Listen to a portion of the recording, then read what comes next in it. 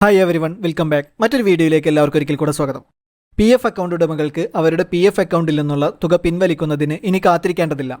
മുൻപ് നമ്മുടെ P F അക്കൗണ്ടിലുള്ള തുക പിൻവലിക്കാൻ നമ്മൾ ഓൺലൈനായി ആപ്ലിക്കേഷൻ സമർപ്പിച്ച് അപ്രൂവൽ ലഭിച്ച് നമ്മുടെ ബാങ്ക് അക്കൗണ്ടിൽ ക്യാഷ് ലഭിക്കുന്നതിന് വേണ്ടി കാത്തിരിക്കണമായിരുന്നു.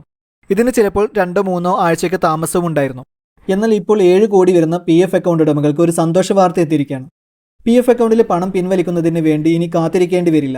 പി എഫ് അക്കൗണ്ടിലെ പണം അക്കൗണ്ട് ഉടമകൾക്ക് ATM മുഖേന നേരിട്ട് പിൻവലിക്കാൻ സൗകര്യം ലഭിക്കുന്നു.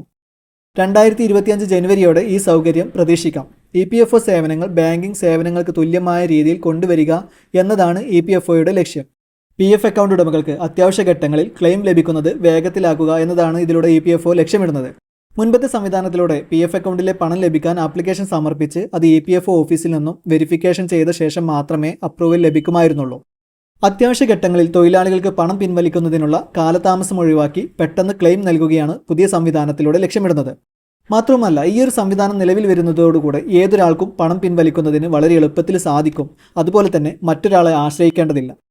പി എഫ് അക്കൗണ്ട് ഉടമകൾക്ക് ഇഷ്യൂ ചെയ്ത് കൊടുത്തിട്ടുള്ള കാർഡ് ഉപയോഗിച്ചുകൊണ്ട് എംപ്ലോയി ഷെയറിലെ 50% വരെയുള്ള തുക ഈ ഒരു രീതിയിൽ പിൻവലിക്കാൻ കഴിയുമെന്നാണ് പറയുന്നത്.